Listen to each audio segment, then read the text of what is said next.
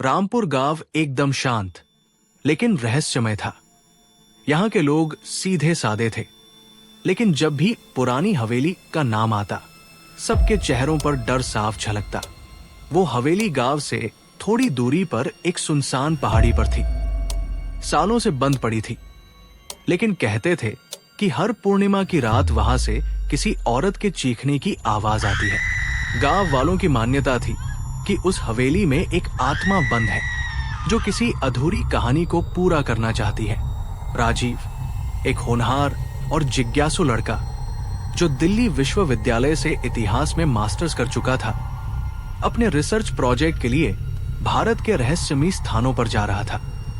रामपुर और उसकी पुरानी हवेली की कहानी ने उसे अपनी तरफ खींचा।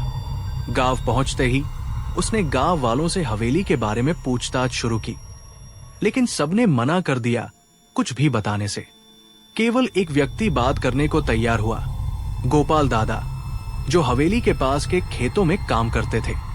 गोपाल दादा की कहानी दादा ने धीमी आवाज में बताया। राजीव बेटा, वो हवेली कभी ठाकुर रघुवीर सिंह की थी। बड़ा जमींदार था वो, लेकिन उसकी बीवी सुहानी उससे खुश नहीं थी। वो जवान थी, खूबसूरत थी और अकेली थी। ठाकुर बहुत कड़क मिजाज का आदमी था, हमेशा काम में या शराब में डूबा रहता था।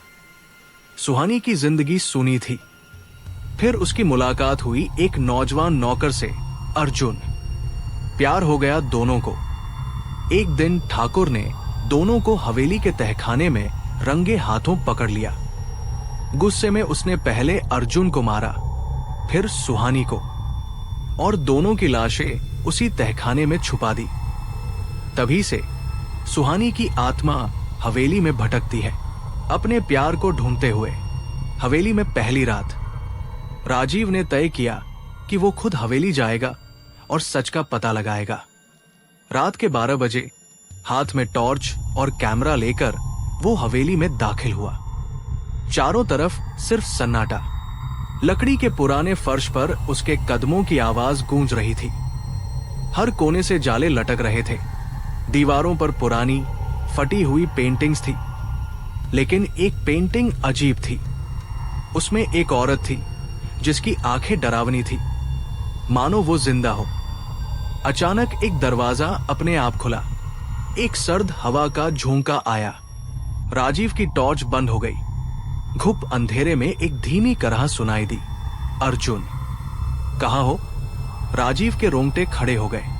अगली सुबह राजीव ने गांव के मंदिर से एक पंडित को बुलाया और उस हवेली के तहखाने में साथ चलने को कहा। पंडित ने पूजा की तैयारी की और साथ चल पड़ा। तहखाने में पहुंचते ही पंडित ने कहा, यहां आत्मा कैद है, लेकिन इसका दर्द गुस्से से नहीं भरा, प्यार से भरा है। इसे मुक्ति तभी मिलेगी जब इसका प्रेम साक्षात होगा। राजीव ने तहखाने की दीवारें खंगालनी शुरू की और एक पत्थर के पीछे उन्हें एक पुराना लॉकेट मिला जिसमें सुहानी और अर्जुन की तस्वीर थी। जैसे ही लॉकेट बाहर आया, दीवारें कांपने लगी। एक तेज चीख गूंजी और सुहानी की आत्मा सामने प्रकट हुई। उसने कहा, क्या अर्जुन आया है? राजीव ने लॉकेट उसकी ओर बढ़ाया। आत्मा कुछ पल उसे देखती रही, फिर हवा में घुल गई। जैसे ही आत्मा गायब हुई, तहखाने की दीवार पर एक छुपा कमरा खुला। वहां अर्जुन और सुहानी की हड्डियां एक दूसरे से लिपटी हुई थी। राजीव ने गांव वालों को बुलाया और दोनों की विधि पूर्वक अंत्येष्टि करवाई। उस रात के बाद से हवेली में कोई हलचल नहीं हुई।